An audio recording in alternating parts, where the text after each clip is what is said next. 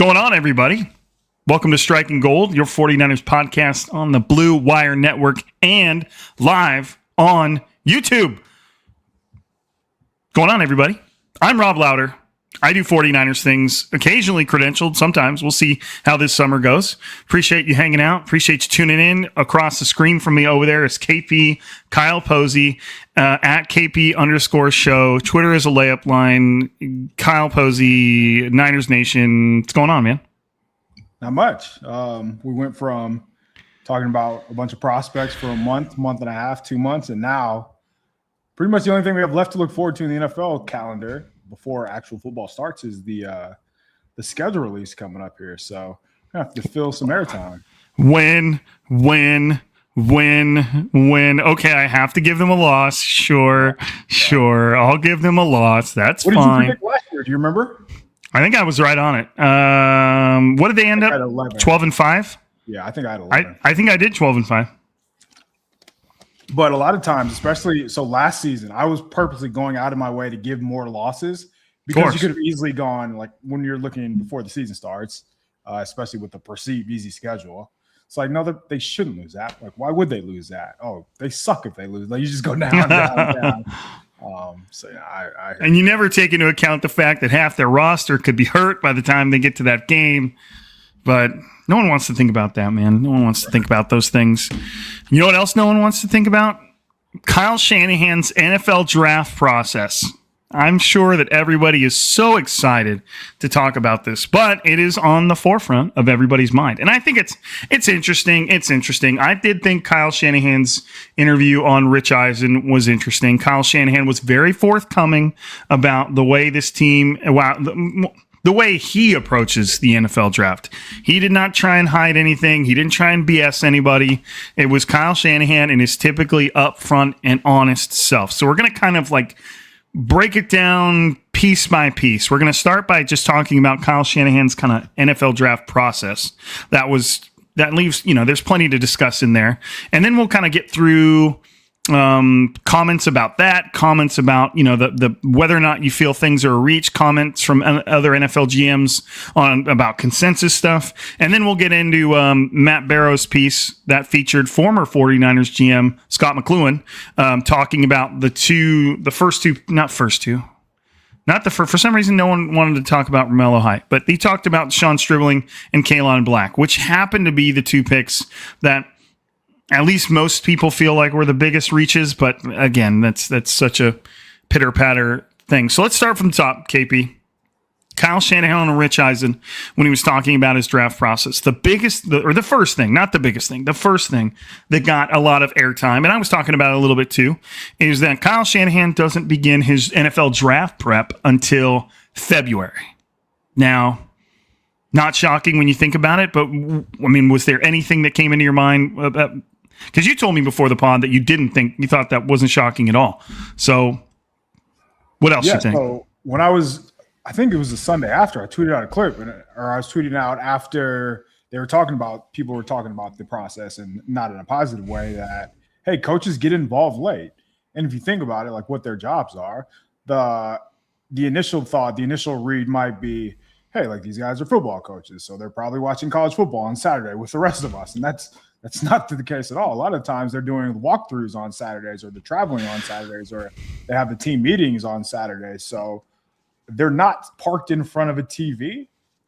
They're worried about what they're going to do on the very next day.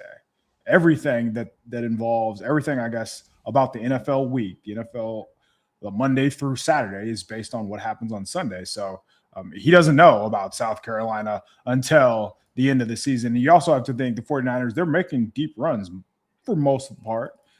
So they're making these deep playoff runs. And when that's the case, when else would a head coach like Kyle Shanahan have an opportunity to watch these college prospects? So when I heard that, I was like, no, yeah, that makes perfect sense. When else would he? He's probably just getting exposed around the All-Star circuit, so like around the East-West Shrine and Senior Bowls. And that's probably when he starts really getting familiar with names. And then from there is probably when he starts to really dig into players after he's formed an initial opinion from the highlight tapes. Well, and he said, like, he even made it a point to say, I don't even know who the Heisman winner is. Like, he doesn't know anything about any college football. Now, the part that kind of, like, I wouldn't say shook. The part that surprised me about that was you have Kyle Shanahan, obviously a brilliant head coach, but for the most part is not a personnel guy. Like, that's not his job title. That's not his job. Does he want control over that? Of course he does. But you've got a guy who's in charge of personnel to an extent that's not joining the scouting process until February, which is 2.5 months before the NFL draft. And then he's being presented these highlight films, these cut-ups made by position coaches, not by the scouts. I don't know if that matters. Maybe the scouts are, maybe the scouts are part of that process, and Kyle Shanahan just didn't mention it. But you've got a guy who's got so much sway over where the 49ers are going in the draft, joining in terms of the grand scheme of studying these prospects. I don't know, for the last 10% of the work, you know what I mean? Like, he's coming in at the and maybe that's even being too generous in terms of the lifespan that these scouts scout these players. So to me, it's like, man, you're coming in at the very last second for the last little stretch, the final stretch before the finish line. And he's just hoping to play catch up on these guys and then supersede every other. It's not that he doesn't listen to them. I'm not necessarily saying that, but it just seems like a lot of power for somebody to have, for somebody that didn't put in nearly as much work as everybody else. Does that just seem like it's just the way it's got to be? Yeah, I would imagine it's the most efficient way, right? So they have like a gang of area scouts, national scouts, pro scouts, and then of course you go up the hierarchy with pro director, Josh Williams, the director of scouting, like all the different titles that you have, Ethan Wall, of course. So it seems like a lot of people are minimizing their roles because Kyle does have the final say.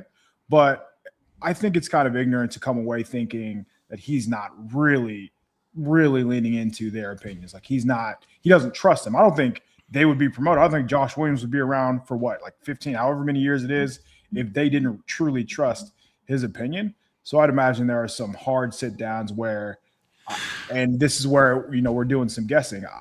I would assume that they have the amount of trust where they can push back, like, no, Kyle, like, this is a guy that would really fit you. Watch him. Or that guy that you're talking, like, in 4 other games that we watched, because we know you probably haven't gotten that far, he showed some signs that he doesn't fit what we want in a player. So I would imagine there's a lot more of that than what's being led on than people are willing to recognize or acknowledge, I guess.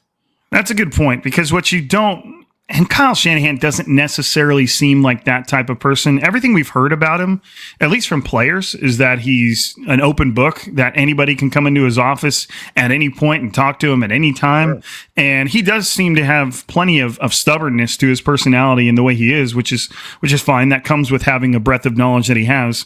But you would hope and you would think that he would respect the amount of work that the scouts and the personnel guys have put in. He even said right out from the start, John in the front office has been at this all year, and I'm kind of coming in the last moment just to try and play catch up. The highlight film part of it didn't really. I saw a lot of people react to that, and I think it has more to do with the stigma around the word highlight in terms of like studying players. Like, you see it so many times on social media. Oh, dude, you're just watching the highlights.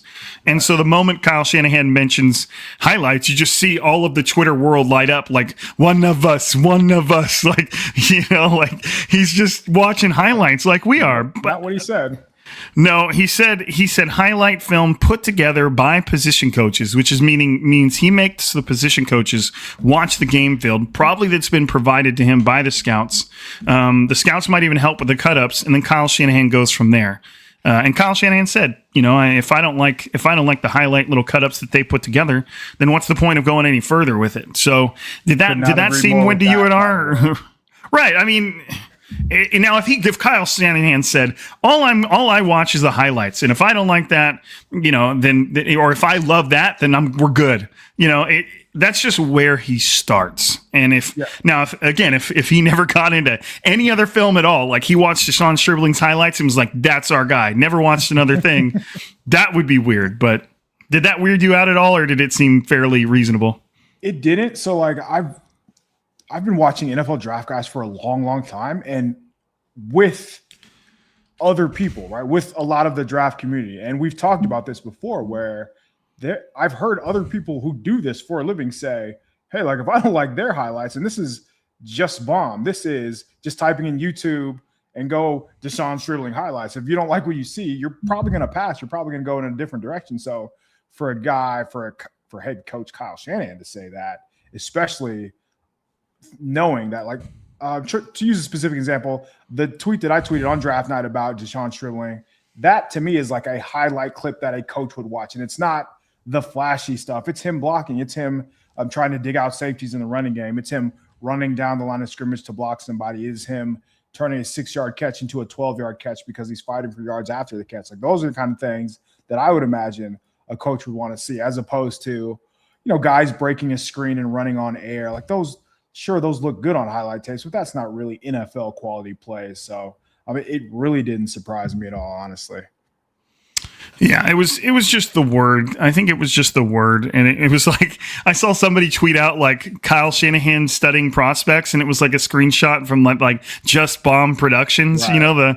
The place that makes all the highlights on players. So I think that word was probably exaggerated a little bit.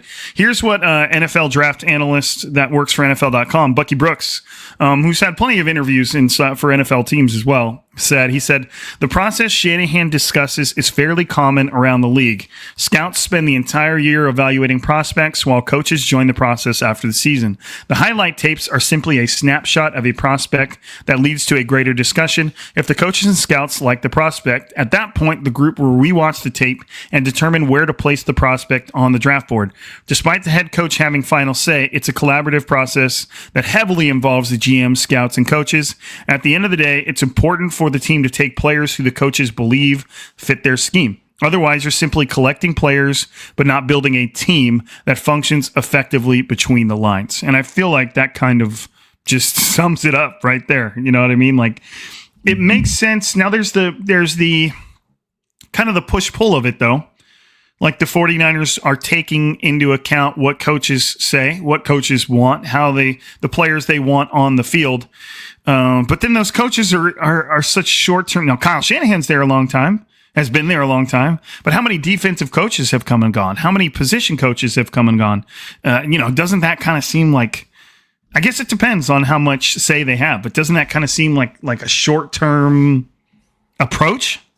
Yeah, and that's where a lot of the pushback that I've seen comes from, is they're not so much upset at the process, but upset that you're drafting in short term. You're drafting for scheme-only players, scheme-dependent players, and it's pretty clear that they came into this draft with the acknowledgement that, hey, like, we need to have like a do-it-all big-bodied receiver, because some people were under the impression that, hey, maybe Omar Cooper or Casey Concepcion were their guys, and that's where the scheme comes into play, right? Because for Concepcion, for Cooper, you're not going to have them in these nasty splits, which is like 3 or 4 yards off line of scrimmage, which Juwan Jennings does a ton.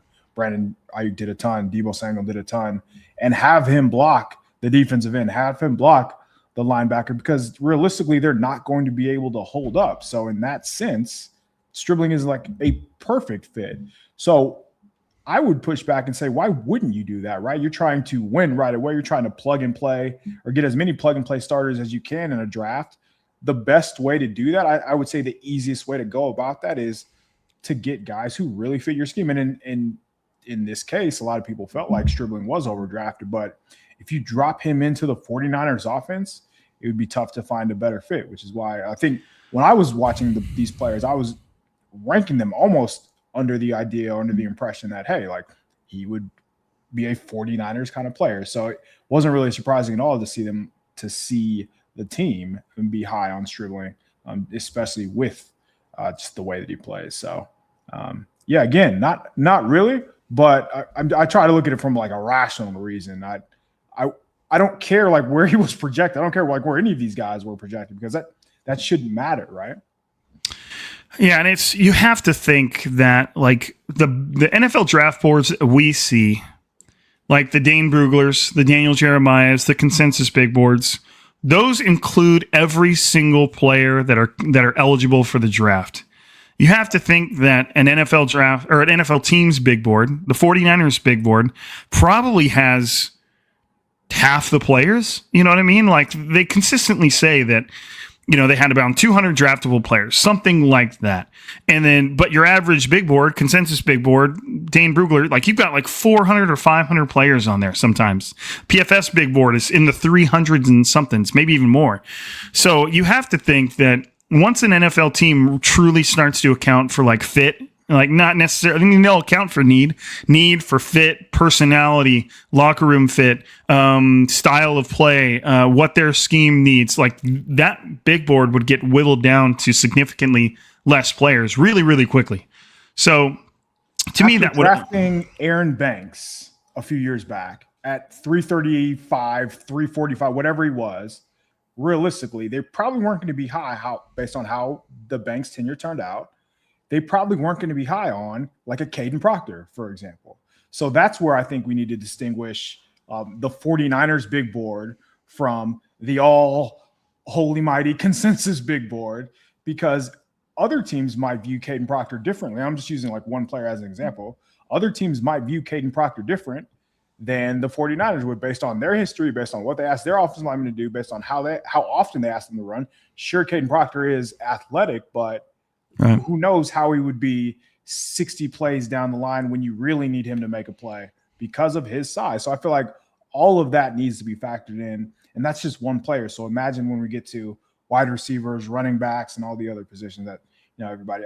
Edge rusher was obvious because speed, right? That's an easy box to check, but I feel like there's a lot more nuance that goes into the other positions that it's pretty clear that that's getting ignored. Yeah, before we start getting into the players, because we'll kind of focus on Stribling and Black, because those were the two picks that were kind of seen as reaches in the moment. And that's not really what we're here to focus on, but we've got, quotes from them, from other GMs, but kind of more of in a general sense from NFL GMs. This was one from a piece I think that you did, talking about what other one 49. Let's read the title here. One exec respects the 49ers going against the consensus in the NFL mock draft. And one of them said, the consensus piece is really more about extracting value. Compare what the Niners did with what the Jaguars did. The Jaguars are getting panned for consensus stuff too. The Niners at least traded back before making their picks. The Jags did not. The Niners may know they are picking against consensus and they are getting something for it, and then saying, all right, let's just pick our guy. Let's not get too cute with this, which is an interesting quote, because in that Rich Eisen interview, Kyle Shanahan said in the past, whether it was on the 49ers or on NFL teams, he saw so many times where they tried to kind of play more by the consensus. They tried to get guys where they felt like they were aligned and valued in the NFL, and it ended up biting them in the ass because they were like, oh, the guy we wanted went 2 picks before us. I was wondering who they were talking about, but like I really wish I know would be a fly on the wall. In my mind, the first one that came to mind was like Drake Jackson, because it seemed like they were kind of caught in no man's land there. And I know Cam Taylor-Britt went right before they were on the clock. That felt like it was relatively known at the time, but outside of that, man, like who else could they be talking about? This would be an interesting podcast right here. Ron Douglas said, which NFC West team drafted the best this year? I wouldn't mind doing a podcast on that, going through and looking at their draft classes. Running back. See, well, that's another thing. The 49ers in a weird draft class where everybody may not be excited about who the 49ers took. Their rivals got a quarterback that's not going to see the field unless Matthew Stafford gets injured. And by the way, real quick, before we pivot from Ty Simpson, like he falls under the Trey Lance bucket where you start for one season, you go to the NFL. Like that, the history for that player is not very good, which I know they can say they were on board as much as they want to, but that is a team that should be getting flagged for sure. So you got the Cardinals taking a running back 3rd overall. You've got the Seahawks taking a running back 32nd overall. And then whatever, it's the 32nd pick. And then you've got the Rams taking a quarterback that they believe is their quarterback of the future, but is clearly not going to be expected to play this season unless something dramatic happens. So in the grand scheme of things, the 49ers probably feel pretty good about what the rest of their division did in the NFL draft in terms of truly kind of, now we'd have to look at the rest of the class, but that would be a fun pod. Some other quotes from other GMs said, all the talk about consensus boards is interesting. I don't have a great answer, but I respect teams like San Francisco that say, F you guys, we aren't looking at that stuff. I love the discussion. It's a little like best player available versus need. We are never going going to solve it. And then the last quote on here is, this one is specifically about Stribling, which is who we can kind of guide us in there. Stribling is not a dynamic route runner, does not run a full route tree, but he is bigger, faster, and will block and is a competitive guy, said an exec whose team saw Stribling as a high third-round talent. He is not as good as Ayuk was. He is a better receiver than Debo. He is a faster, better Juwan Jennings and a great guy. Those guys, Stribling and Evans, will block and do it all the right way, how the head coach wants it. So, that's an interesting mix of players right there. He's not as good as Ayuk was. He is a better receiver than Debo. He is a faster, better Juwan Jennings and a great guy. Like, there's a lot of compliments in there, a little bit of backhanded with the Ayuk stuff, but maybe Deshaun Stribling has a functioning brain, which would instantly give him an edge over the modern Brandon Ayuk, at least. So, when it comes to Stribling, and that's where Kyle Shanahan, we can go back to Kyle Shanahan on Rich Eisen. It sounded like, and this is kind of something I picked up from the start of things, Kyle Shanahan at least made it sound like they had Deshaun Stribling as a late second round at the start of things. And then the more they watched, the more they liked it. And then it kind of came down to, would you rather be early or would you rather be late? Because then, not too long, and this didn't necessarily come off as like a bunch of people all coming together to defend Kyle Shanahan. You started to hear all those rumblings like there was no chance Deshaun Stribling was getting to 58. And a lot of people, then you started to hear like, I think he was gone in the 30s if the 49ers didn't take him. The thing I would say is, like, what's the best way to word this? Like, how much should you fall in love with one player? Because everything the 49ers did in that first round, trading down from 27 to 30, then trading down from 30 to 33, and then there was something else floating around in my mind that I was going to add to that. Says that they were going to kind of take him all along. Even Kyle Shanahan said to Rich Eisen they were going to take him at 30 if they couldn't get the 30 to 33 deal. Does it seem like the 49ers zero into one player too much? I know that the common method for NFL draft teams is to have like a cluster of players that, and that's what the 49ers would have had to do. You're picking at 27, you're not going to know who's going to be there. And a cluster of players that you would all be okay with taking at that pick. And this, we'll get into this a little more with the Kalen Black stuff that Kyle Shanahan said, is it really sounds like they're like, this is the guy we're going to take. Let's just make it make sense by trading back. I don't know if that's good process or not. A lot of people will say, oh, well, Deshaun Stribling wasn't going to be there at 58. Okay, then they don't draft him. But it's like this weird relationship. Was he the highest ranked player on their board? Was he just the player that they decided they wanted there? Were they, you know what I mean? Like, it's just kind of like, was it best player available? Was he among a group of players, or were they just like, we want Deshaun Stribling, let's take him. You know what I mean? It's hard to get a grasp on what their method is. Yeah, I would imagine like they probably had to have him relatively high to take him here, right? So I think it's more they're focusing on one position and they're going to take the top player at that position, which is what I think happened with Ricky Pearsall in 2024. And it's probably what happened here, where they're coming into draft like, hey, like we have to have this position. We have to add this this position so we can accomplish X, Y, and Z on offense. And I think that's how they got to Ricky Pearsall. And I think Stribling specifically is like, it has to be that way, or else what other logical reason, like how else do you get there? You mentioned the cluster of players, which also makes sense. And the cluster of players that available, whether it's, wide receiver, edge rusher, like the positions that they were looking at, it did make sense if you believe in Stribling to take him that high as opposed to the other options, because I always default to this. If the bad teams are taking the players other teams or other people analysis want, probably not a sign that those players are very good.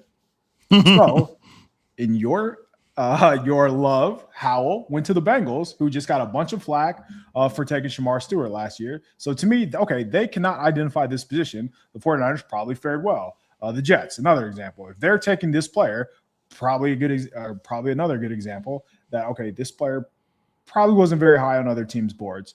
So I think there's a couple different ways around it. But yeah, I think, again, the process is what's wrong here, if I'm correct, that they're just solely focused on, hey, we have to have this position no matter what, and we're going to do it. So that is going to close you off, and that's going to probably cost you a couple prospects if your eyes were open, or if you're maybe Wade Stribling the same as a Chase Besantis, or as an example, which they clearly don't because they didn't take a interior offensive lineman until the 4th round.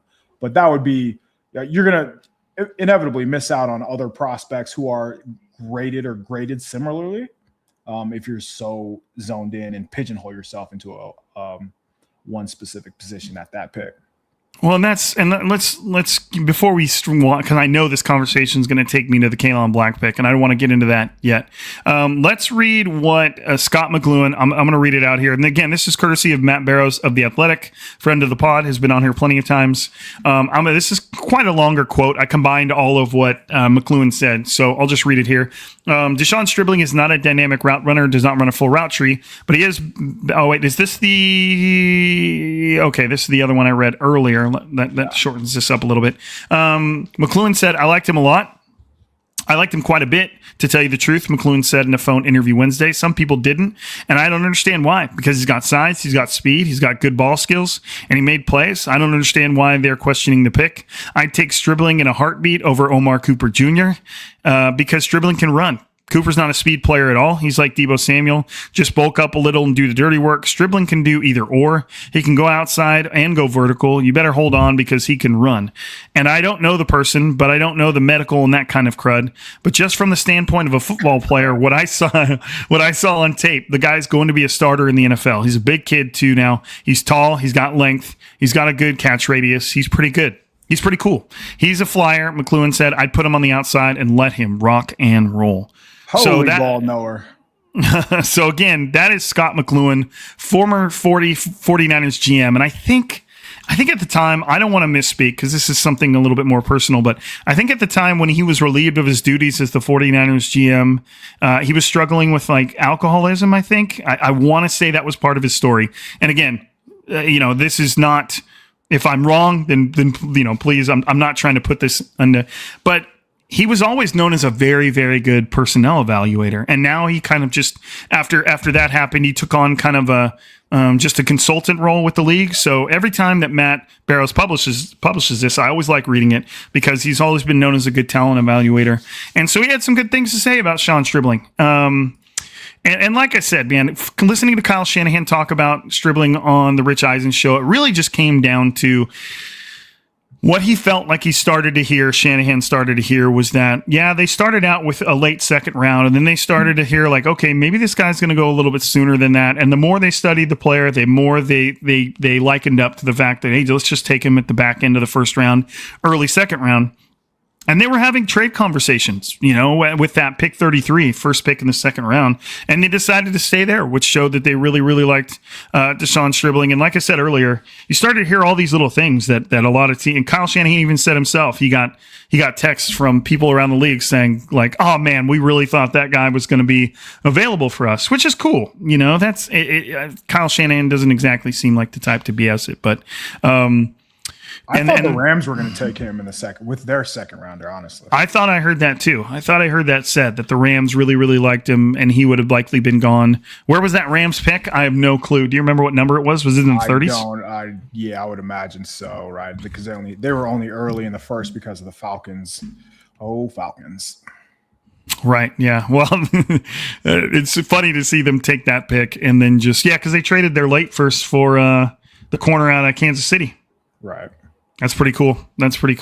So, okay. So that kind of takes us to, and again, the Deshaun Stribling pick just never, that one's not that crazy to me. The more it kind of unfolded, the more you looked into the way he plays football, the way Kyle Shanahan's going to use him. I think that's the most important thing here is that everybody thought, he was rated the 63rd player, but how many of the receivers that were rated above him would do the things that Kyle Shanahan wants them to do in his offense? How many of those guys have a highlight reel blocking guys onto their ass like over and over and over?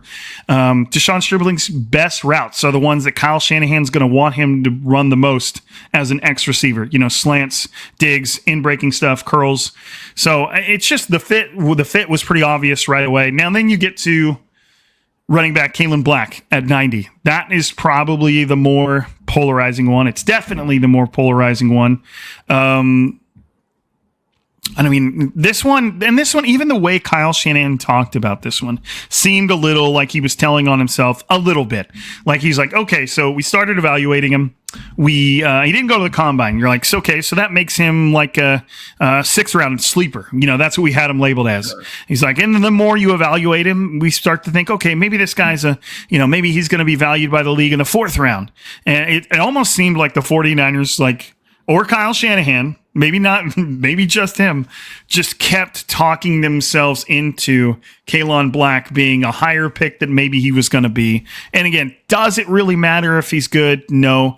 But the thing that I would say here, I feel like I've been talking too long, is I feel like the 49ers are doing themselves a little bit they need to play the draft a little bit better, or at least from a surface level. It seems like they need to get better at playing the draft, because I think they're kind of unilaterally bringing down the value of their draft classes. Like if Kalen Black could have been had, and this is a woulda, coulda, shoulda, like with your last pick in the 4th round, like you're stacking better players on top of him in the slots that came below after you took him after 90, so you're bringing the total value of your draft class up when you or down when you take a player too early like that. And again, saying a player's too early is it's not even hindsight. We have no idea where he would have gone.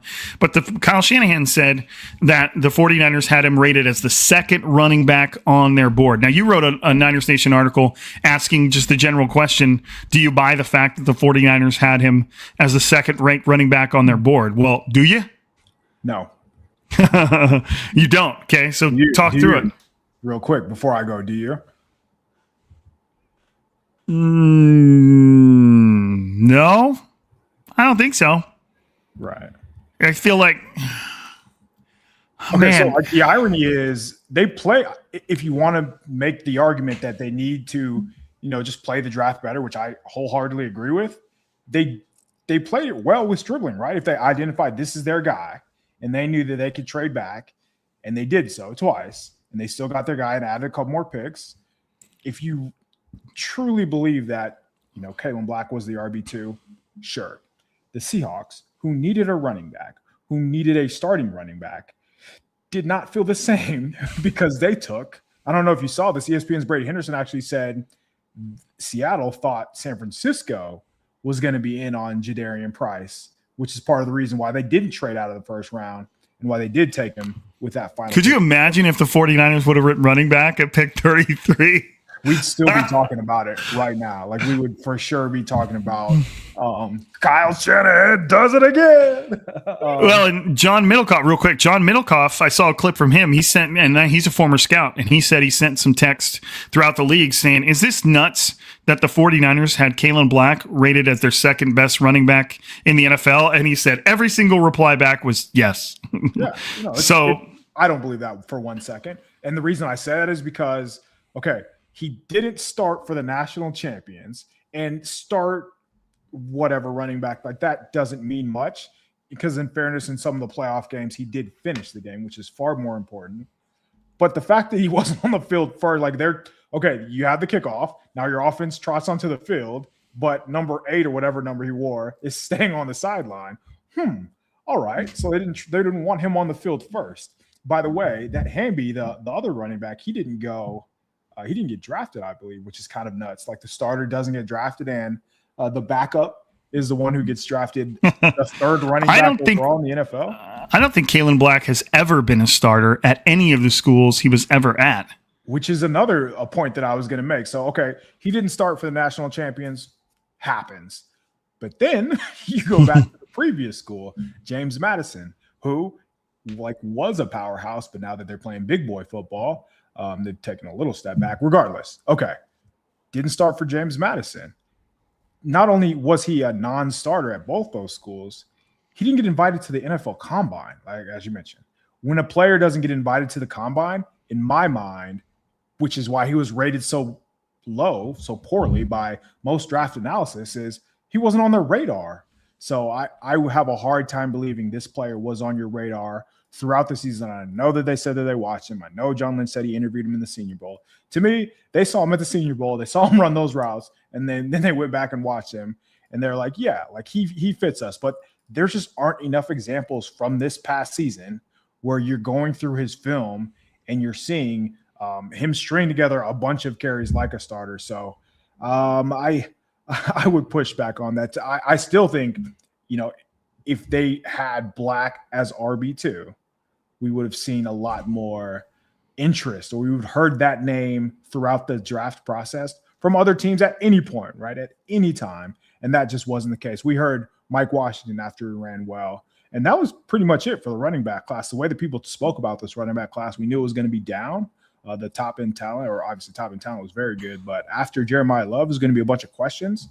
So the fact that it went from Love to Price, and then we skipped a round and almost 2 rounds to Black, I think that was telling when I think there were 3 or 4 running backs drafted in each round after that. So I thought the 49ers could have really either gone in a different direction, which would have made more sense, and then hoped ideally with one of their 4th rounders that Black would have been there or been available for them. So I'm not buying RB2. It sounds good now, right? Because you took him. Because you took him.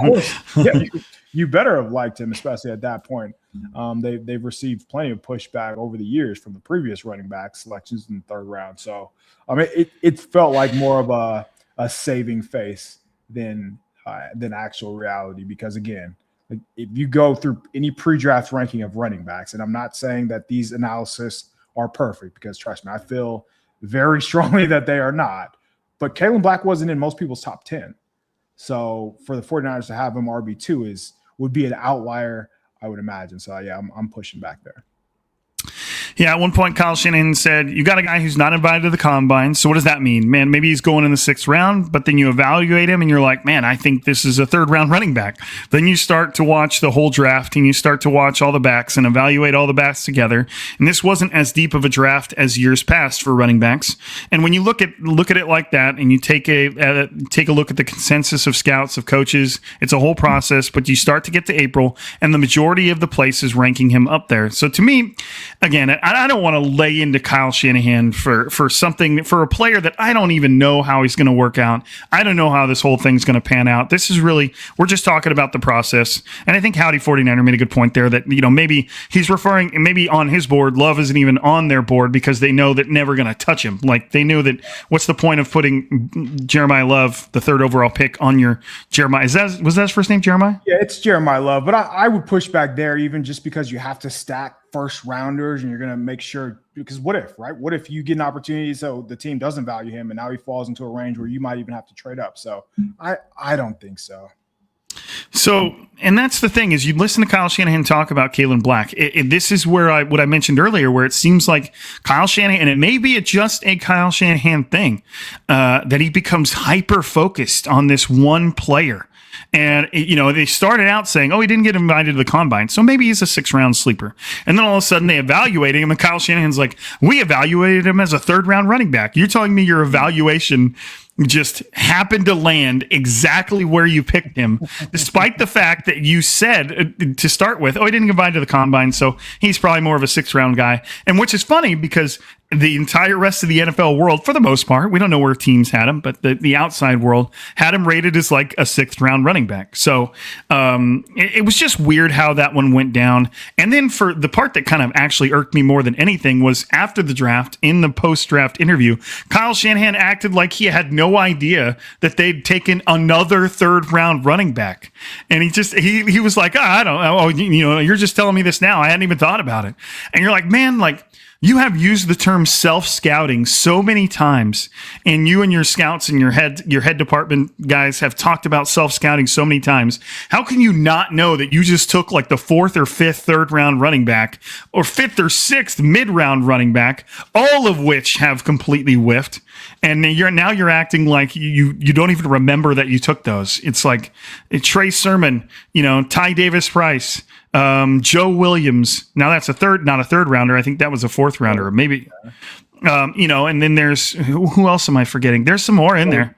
Trey Sermon and Ty Davis Price is plenty. Right? You can draw the line there. And which is funny because those were probably 5th, 6th, 7th undrafted free agent round running backs too that Kyle Shanahan like fell in love with. And I just don't know where maybe I'm criticizing more at this point, taking another 3rd round running back. Yeah, I think the process here is what's the issue here, because again, with Black, that he had the Senior Bowl circuit. If you go back before then, if you look at his playoff box scores, he led Indiana in every game. He never led Indiana in rushing during the regular season, but in the playoffs, they were beating the hell out of every team that they were playing. So naturally, the running backs are going to have a bunch of carries in the back. The running back, y'all. Yeah, the backups. Which was Black, he was getting the most of the carries. So I felt like his box score is a bit inflated, and because of that, it looked good on the surface. If you're looking like, hey, look, he led the team in he led the team in rushing yards, but it wasn't really the case. He did. I don't believe he led him in snaps, but that could be off. So Scott McLuhan said of the Black pick, he said he just doesn't have the it factor. Everything's above average, but nothing is really good. And he split time in Indiana's backfield. And that coach, Kurt Cignetti, is not going to split time if they've got a legit back.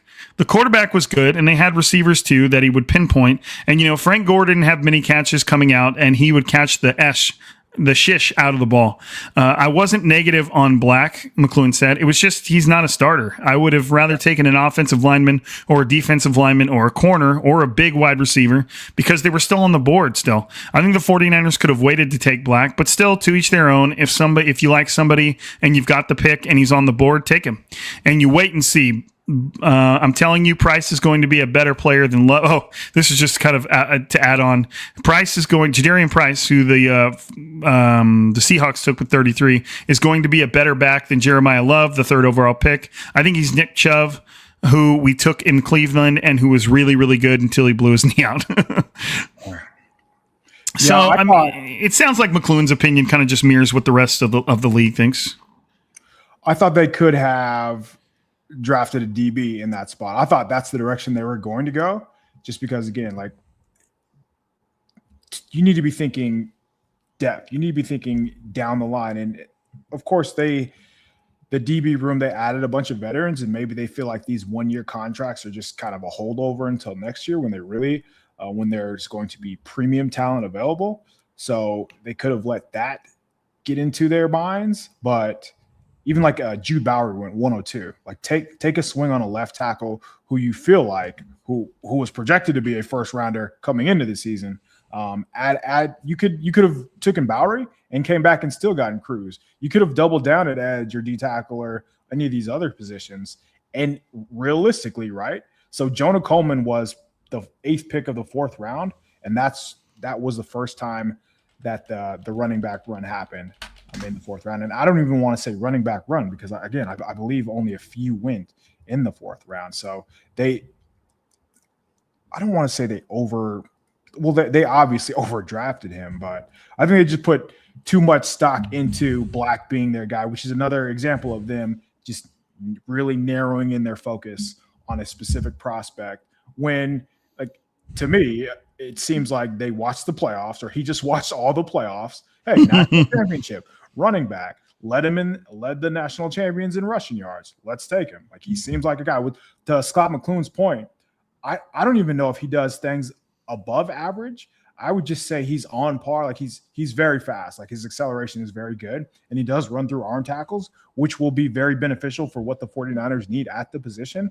I also think he's good in pass protection, but I don't think he's like a B+ or an A- in any of those, right? He runs most of his carries, most of his best plays from this past season are just from giant gaping holes where the line did the work for him. So when that's the case, that's not like a running back who's creating for his own, whereas like a Price or Love, the Notre Dame guys, like they can create on their own. I thought Black kind of just runs based on what's there. He does it hard, like no doubt about it. Like he's 100 miles an hour. But there's nothing he really does that makes you go, oh, that's why you take him in the 3rd round, which is why, again, like I thought they could have waited and just seen like if he does go, if he doesn't go, I'm just taking the best available because there are a couple other running backs who they're going to do the same thing in the same situation. Well, yeah, I mean, if you look at the names that were taken after Kalen Black from the 49, I mean, there's a lot of names that we spent some time on. Trey Zune from Texas A&M, one of the best centers in the draft. Jason Barham, the guy, the Michigan edge that we talked a lot about, that I think is going to be a real good player. Chris Bell, didn't ever talk about him at all. Eli Raridan, an intriguing tight end out of Notre Dame, had some injury issues, but he's a really, if he can move past those, he could be a really good tight end. Jennings Dunker, offensive tackle. Of course, he went to Pittsburgh. Caleb Tiernan, another tackle that we talked about. Julian Neal, good corner, went to the Seahawks. There was just so many names coming off the board. And then for the first pick of the 4th round, Jermod McCoy, the corner. Over the weekend, by the way. So like that could get real interesting. Caleb Proctor, a defensive tackle. Now they would have gone defensive tackle back to back, but that was a defensive tackle I liked a lot. There were plenty of. And look, again, I think it's important to emphasize this. There's a chance that Kalen Black ends up a perfectly fine NFL player, and we don't really revisit this. If anything, revisit it to say, remember how much we freaked out about that pick and how much it was a reach, and now he's a great player. But at the same time, you're not necessarily arguing that. It's about Kyle Shanahan's process, and it really does seem to me like Kyle Shanahan falls in love with specific players and doesn't pay attention to kind of like bigger boards, doesn't pay attention to clusters of players, doesn't seem like he pays attention, but falls in love with his guys and says, like, what do we have to do to take, when can we take this guy? What do we have to do to make taking this guy here make more sense? It's just like he seems hyper focused on one guy, and rather than kind of like just letting things fall. And if Kalen Black doesn't make it till the end of the 4th round, then there's a lot of other running backs. These are not one-person drafts. There are entire classes of players. There are other running backs in this draft class that are going to have as good, if not better, careers than Kalen Black. It just seems like he just seems like he gets really, really locked into a guy and kind of just stays with it. So I don't know. What else? What did you take from all of this? Kind of like some closing thoughts. I'd be interested to know if they had Kalen Black RB2, how big of a drop off was whoever RB3 and whoever RB4 was. If we're talking about a round difference and they have to be honest with themselves, then it's understandable why they took Black where they did. Because we know they value the running game. They have to value the running game. It's the offense. But like if there was a substantial difference from Black RB3 to, let's say, Mike Washington RB4, then sure, I get it. But if there wasn't, then that's where you're really questioning the process. Yeah, it does. There just seems to be a little weirdness about it. There just seems to be stuff's a little off. Stuff's a little. And again, we're not in that building. We don't know how we could be completely wrong about the assumptions we're making on their process. But just from that interview with Rich Eisen, you could hear that Kyle Shanahan, they would just kind of zero in on a player, and they're like, okay, we can't take this guy here, but we can take him here. We can trade back to here to make it more palpable. Okay, we'll trade back here to create this pick in the 3rd round, and then that's where we can take Kalen Black. And, well, what if he doesn't make it to our last pick in the 4th round? Can I take him in the 3rd? And meanwhile, I'm like, other players. I'm like, what about all these other players on the draft board, man? Like, where do they fit into all this? Because it feels. Had Deshaun Stribling #1 overall on their board. Kalen Black, #3. Kalen Black was #3. Romello Height was #2. Right. And I could see the 49ers having this like digital big board, and Kyle Shanahan's just kind of like leaning back in his chair, and he's just clicking on the players he likes and moving them closer to their picks, so like sliding them up when nobody's looking. Yeah, and he's like, look! It fell right to us. Like we're at pick 90. Kalen Black is our 90th ranked player. Let's take him. Turn the card in, John. What do you? No, just go. Don't talk to John. John's talking to Jed. Like, just go. You turn it in. It just seems a little crazy. And it's like when he talks about these players, he has such an in-depth feeling about. He has so much feeling about where they're being taken and when they would want them and when they'd be okay taking them.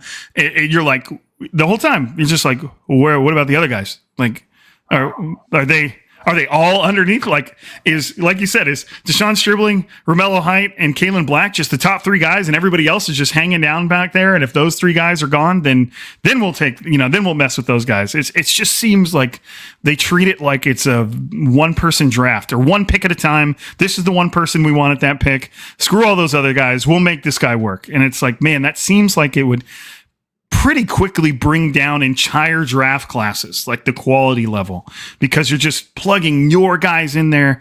Screw all of the big boards that have been created and the scouts. That's the thing, is you'd think you would hear rumblings out of the 49ers building if scouts and personnel guys were just being completely blown off in favor of Kyle Shanahan's. Got undercut. Like, I'm pretty sure Josh Williams has been there for more than a decade. Like, in that scouting department, he's not going to stay around if he sees Kyle manipulating the draft order. If he comes in and says, "Hey, man, like the people who've been doing this for months and months, have Kalen Black as RB6," not going to happen. Kalen Black, let's take him. Like, that's realistically, that's not a good thing. The whole room just stands up and leaves. Like, we're not doing this third round shit again, man. Told you last time was the last time. Yeah, it's just like, like I picture Josh Williams going and getting some water, and then like coming back into the room and glancing at the big board and going, "Kyle, did you move your guy up again?" Like, put him back where he goes. Like, that was RJ. RJ did that. That was Jed's kids, man. They were playing with the big board again. So, all right. I think that does it for today. It's an interesting conversation. But my last thought would be, I don't know if Kyle Shanahan, the head coach, is ever going to fire. I think Crocker said this on his pod. I don't think Kyle Shanahan, the head coach, is ever going to fire Kyle Shanahan, the GM. So it's kind of. Yeah, I don't think things are going to change in this discussion. Like, he doesn't have to, so he knows he can do these things. Like, right. Even if he's not, right? The fact that he doesn't have to correct his process because he's the man in charge, is like, the leash is forever going to be long. So, and it helps when you're winning, right? It helps when you're winning a lot. I think that needs to be stressed as well. So while, like, in these off season months when football isn't being played, it's easier to critique them. But by November, they might be 6-2. Nobody's going to be thinking about draft class, so that helps. It helps to win. But maybe the 49ers would have won more, and maybe they would have won that big game if they had a legit personnel guy in the building. And most people wouldn't call John Lynch a legit personnel guy, and their draft classes have been pretty bad since like 2020, 2021. Closer to very bad than pretty bad too. Yeah. So yeah, it's just, again, it's that weird relationship where Kyle Shanahan, the head coach, is incredible, but the process in which they're getting to these players does not seem conducive to winning more games. But KP, any closing thoughts? We did it. No, yeah, I think it's a healthy conversation to have instead of focusing on the consensus, instead of focusing on where players should be picked. I think the process makes way more sense to dig into and dive through and talk about. So, discussion. Yeah, it'll be an ongoing one, that's for sure, especially during an off season that we have to get through before we start getting meat back on the bone with workout programs and training camp, really. But everybody, appreciate you guys for being here. Appreciate you for hanging out on YouTube. Appreciate you for listening on the podcast. If you're on if you're on YouTube and you have the podcast app, even if you want to, jump on iTunes, jump on Spotify, leave us a 5-star review. We would greatly, greatly appreciate it. If you're stopping by the YouTube, make sure you drop a comment if you haven't already. Make sure you subscribe to the podcast. We'd appreciate it. But I think we did the dang thing. Thanks everybody for hanging out. Hey, but you already know what it is. For another episode, I'm Rob. That's KP. This is Striking Gold.